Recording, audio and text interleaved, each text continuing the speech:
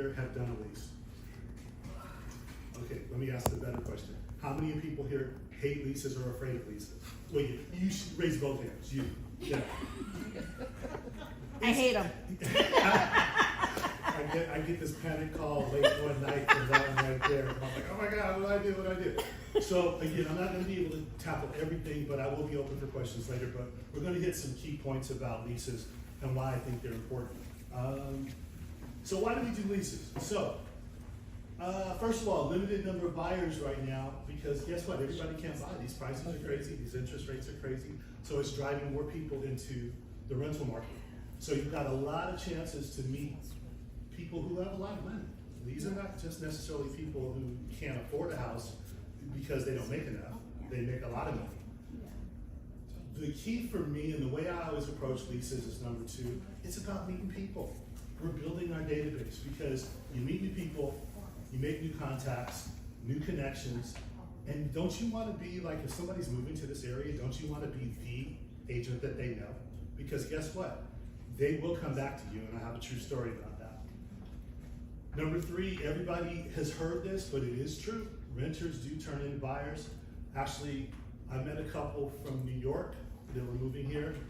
They rented a house that I was representing, and literally on the closing day of that lease, she said, we're gonna buy a house for the year, we'll call you. And I'm like, sure, because everybody says that, right?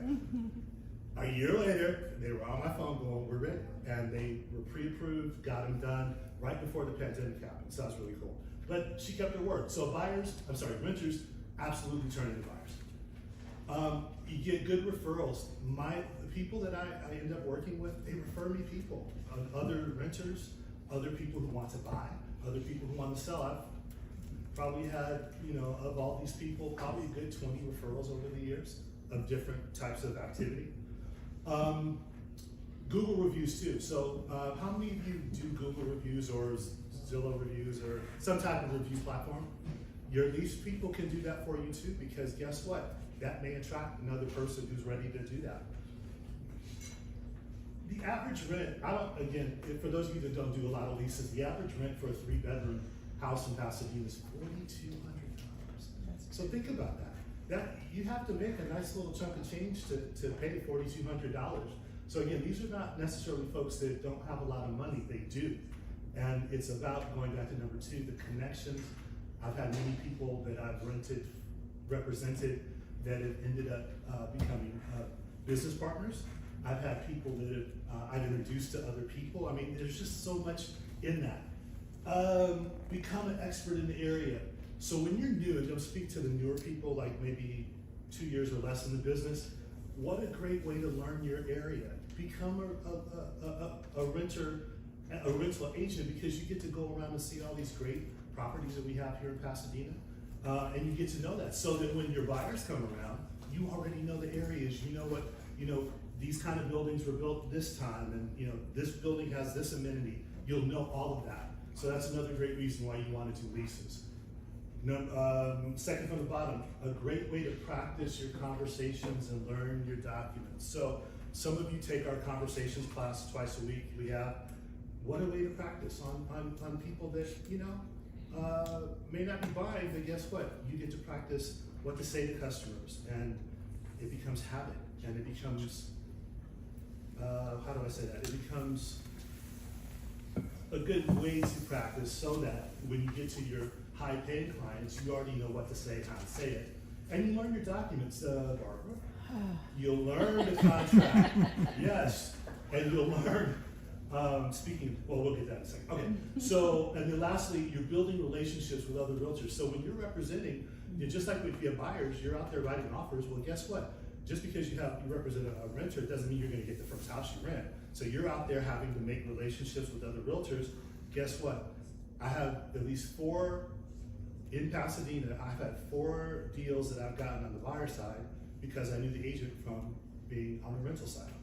It works. So anyway, so that's why you should do leases. So don't be afraid of them, even though Mary cracks the whip on us. Don't be afraid. I promise. All right. Compensation. So some people don't really know how this works. So this is just a simple example of what a compensation could look like. So most listings are paid on the first year's rent. So as an example, disclaimer, all commissions are what? Negotiable. Okay. So when you take a listing, a rental listing, you get to negotiate that percentage. Now personally, and I'll be honest with you, I just charge 6%. I don't feel like I need to do more than that. I could, but I just don't want to. There are some agents that I know that charge like 10%. Some charge 1 month's rent. I mean, the choice is yours. It's all negotiable. But I use 6%. So using this example, if the rent's $3,000 a month, that's times 12 is $36,000 a year. Let's say you've negotiated 6% with the owner, so that's 6% times 36. That's $2,160. Is that life-changing money? No. However, what if you did 10 of those a month? Now you're making $20,000 a month. Is that life-changing money? Yes, it is. So let's say you negotiated to pay remember you're representing the owner. Let's say you negotiated the 3% for the other side. So each of you walk away with $1,080. If you did 10 of those a month, is that life-changing money? Yes, it can be. I mean, so a lot of people go, oh, it's not worth my time, I might disagree with you. Now, is this my life's work? No, I'm still out there doing regular listings and regular buyer sides, but guess what? In the meantime, I gladly do this because of the reasons that I mentioned on the first page. Second bullet item, some compensation is just a fixed amount. So this is actually really like from a current listing right now. You can see that it's a $4,000 a month, rental, and they're only offering $300 to the agent representing the buyer. Is that 6%? No. Is that 10%? No. But that's what they decided to do. So much like when you're doing buyers and sellers, you've got to make a decision. But if it's the right place for your person, you may have to do that. I've rarely had that happen. Most of mine have been more of the percentage situations. And as a listing agent, I'm fair. I'm super fair. So I'm always offering fair compensation to the other side because I just believe it's the right thing to do. Oh, by the way, questions at the end. I'll answer any questions you have. Okay, compliance, everybody's favorite. So most of you use transaction coordinators, but for the leases, you do not. And so there is a audit sheet. Some of you have seen it, and they can't see this. If you don't have one or haven't seen one, Noel can send it to you. But it basically lists everything that you need, everything that you need to submit to compliance to get your file approved. The top part is for the listing, and the second part is for the buyer side. Everything doesn't have to be turned in because everything doesn't apply. If you don't have pets, you're not going to have a pet addendum. If there's no pool, you're not going to have no pool addendum. But the ones that are highlighted are the ones that are the main ones that have to be turned in. I want you to pay attention to the 3-check rule. Who knows what that is? Anybody? Oh. Marianne? Yeah. You have to have the buyer give 3 checks, one to Keller Williams for the commission amount, and then 2, one for the deposit and one for one for the rent. Oh my gosh, I'm doing this okay, right now too. Let me do that. Yeah, thanks. Yeah. So the 3-check rule is this. So when it's time to close a lease, what we don't want is the buyer to give us 1 check to pay for the commissions because we don't have, tell me the official word again. Okay, so a lot of times the buyers want to give the entire 1 check that will include any sort of a deposit to the landlord. And out of that deposit is generally how the commissions are paid. We cannot accept other people's funds. We don't have a trust logbook. It's too much of a compliance headache, to be perfectly honest. So we ask as an office that your buyer separates the deposit separate and any commissions to either a co-broker or to the office separate from each other. So you don't want to wait for the landlord to turn around and pay the commission to the office. We've actually had to take a landlord to small claims court in order for the agent to get paid. We want to make sure you get your funds as soon as the lease is completed. Thank you. So, yeah, I tell, But they're I tell the also- renter, provide 3 checks, one for Keller Williams for this amount. Money order. Money I'm sorry, order, yeah, they're money order or cashier's check.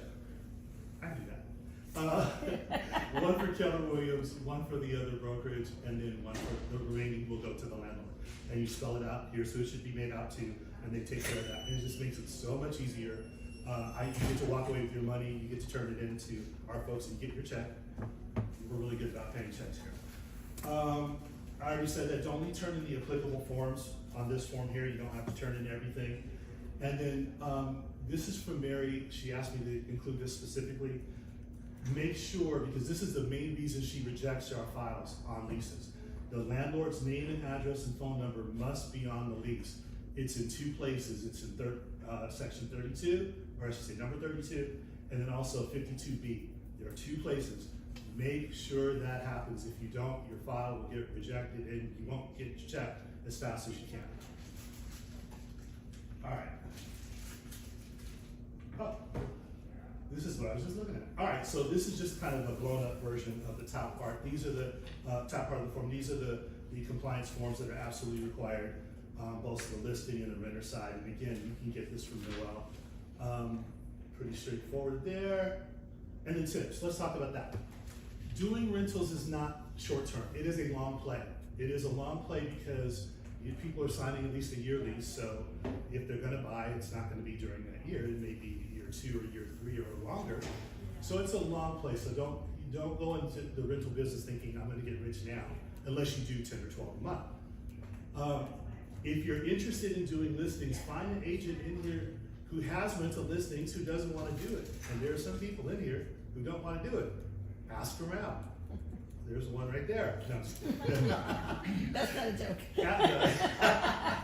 No, really, ask around, because when agents have, and those that do have rental listings, and I looked yesterday, there's at least 4 or 5, and some of them have been on the market for quite a while. A great opportunity to say, hey, do you mind if I hold your house open? There's an opportunity for an open house.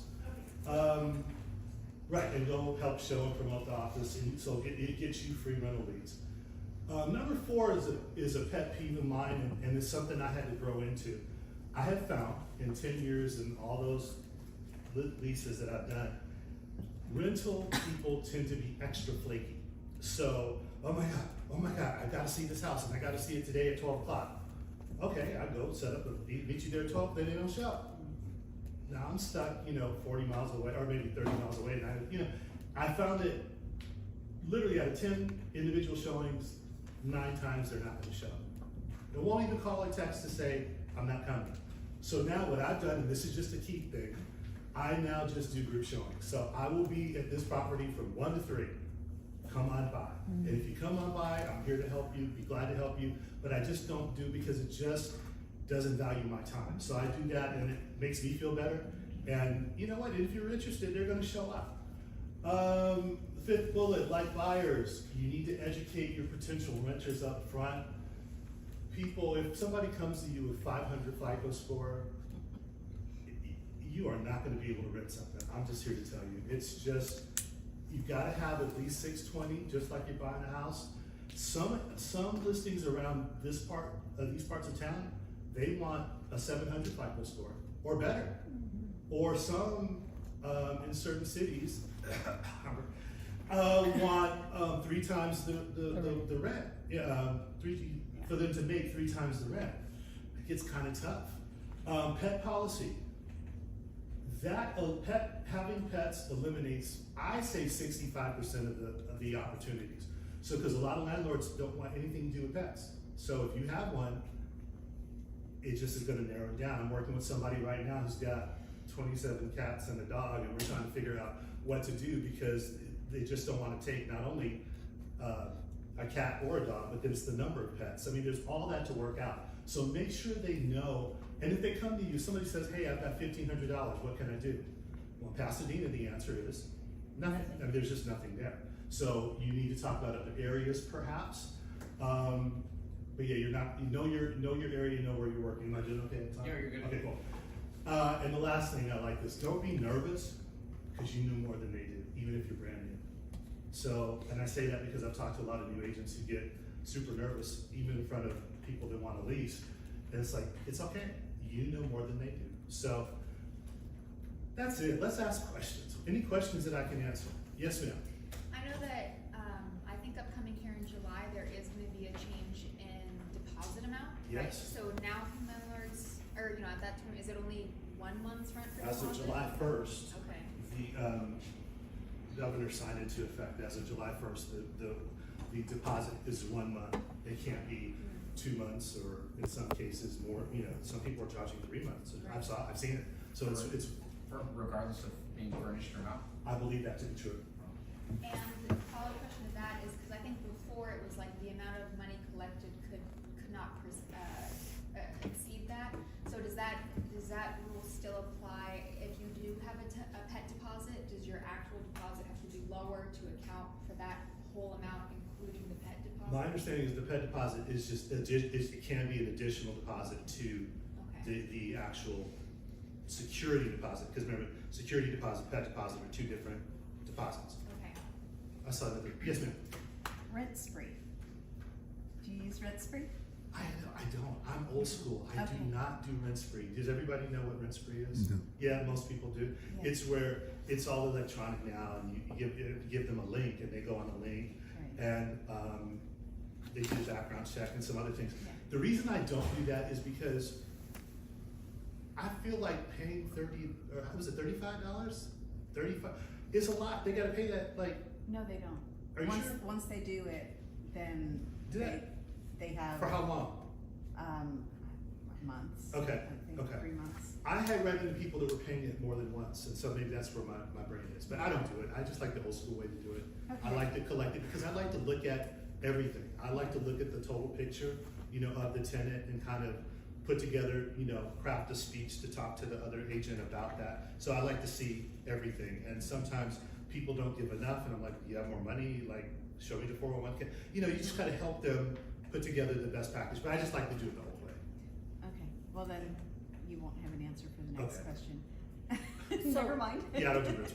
Never Okay. mind, that's okay, Wow. I see your point. So you actually look, I mean, we're supposed to look at it, but you collect all the paperwork yourself? I do. Okay. I do, and I like to package it nicely, because I don't want, you know, just Yeah. it going random to the agent, because think about it, as a listing agent, even you just don't want 27,000 pieces, you don't want it, And I'd like to show off my client in the best way possible if I can. First phase 1 month. Say again? The charge is for 1 month, it expires in a month. For rent spree, thank you. But it's Okay. $35. Yeah. All right, yes ma'am. So I have not represented a landlord yet, but I understand the rent spree, there's some sort of background check Yes. that can be done. So if you're not gonna use rent spree, do you still do that background check, or do you I just don't look do at the background check, finances? I let the owner do the background check, and sometimes, Oh. if they need to, I'll connect them with, you know, maybe a lender or whatever to do that, but I don't do that part. Okay, I'm just managing the, you know, because mostly, the average is you want 2 months bank statements, 2 months, pay stubs, and then a credit report. And I have them provide their own credit report, because that way they can use it over and over, for at least 30 days, they can use it over and over and over again. But yeah, I don't do the background check, but yeah, I highly recommend that my owners do that. And, because sometimes you see stuff that doesn't show up, you know, in the documentation. Marianne? So who do you use then who do you refer them to get their credit check done? To different lenders I have, Okay. that it's easier that way, and then they work out whatever Okay. sometimes they'll do it for free, and sometimes they'll charge them a nominal fee for it. How do you check if they've been evicted then? I don't check it. No, I let the landlord, that's part of the background check. I don't Okay, do got that. it. I don't do that. Over here, yes, sir. So, Mr. Keith, I know you don't use rent spree on your listings, but when you're repping the tenants and you have the agent that's like only wants to use rent spree, how do you identify the agency disclosure? How to do what? I'm sorry. How do you identify the agency role? Because to my understanding, and I do the amount of leases I do in a year, you can count on one hand if that. So if my tenant fills out all the information on rent spree, how does the listing agent know that I'm representing the tenant? Because I'm still sending over the additional documentation and establishing that, because that doesn't go with the rent spree. I send that separately as a separate email and going, hey Jim, my client you know, just sent this over. I'm gonna be representing them. Now, sometimes I've got that, AD signed ahead of time, and Okay. I'll send that over as You well. send that in that email? Sometimes, I don't do that all the time, just to be true, I don't do that Sure, all the sure, time, sure. yeah. Cause that's, when I ran across that, I don't know, I don't wanna get skated by it. No, it's never happened. I've had agents that use rent spree, and I've had successful clients do that, and has never been a problem for me. All right, any other questions So, about leases? just to clarify, so July first, we can only collect 1 month rent Correct, plus a security deposit? that is my understanding, Okay. yeah. Oh, wait. Let me look into that to make sure, but I know that that's 1 month, but I know that the pet deposit, Okay. I read it separately, but I'll tell you the truth, so. Anything else, Gabe?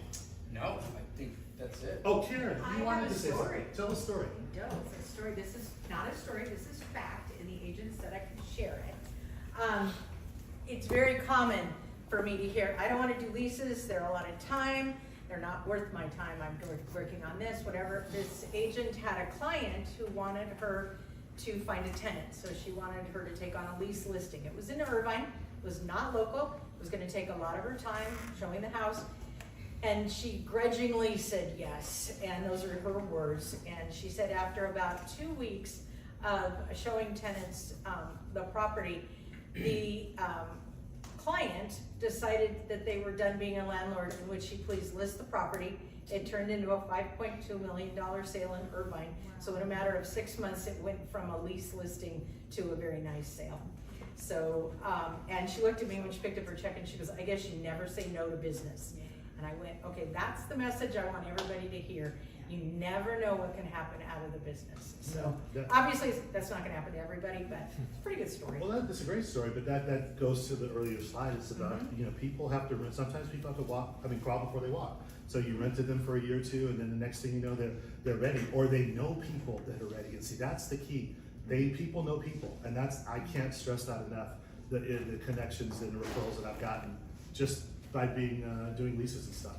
Anyway, thank you, sir, for letting me do this. Thank you If you have for any doing this. questions, come find me, I'm over there. I have one question. Last question. Okay, so when you come into contact with a client who wants to lease something that's not on the MLS, do you have a script for when you call the management company or whatever it is, you know, to try and ask for your permission?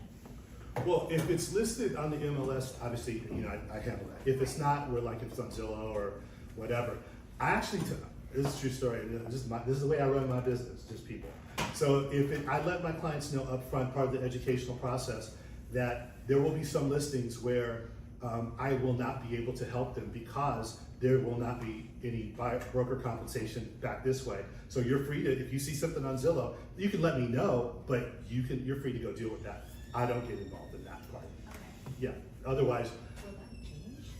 Will that change with the new buyer broker agreement? no, because if I'm a regular Joe person and I have a property that I want to list. so, Oh, okay, yeah, I see that- what you're saying, yeah. Yeah. So I don't do that at all. I just let them. That's an upfront conversation I have because they're on Zillow. Oh, they're just they live on Zillow, right? And so okay, but if you see something, just let me know. But then you're free to go. You know, go do that. Okay. Hope that was helpful. Oh yes, sir. I got somebody who's interested in leasing in a home. Okay. I got them folks like talk to you about it. Sure. Yeah, come on over. I'm over there. Anyway, thank you guys. I hope this was somewhat helpful. Thank you, sir. Appreciate it. Okay, so,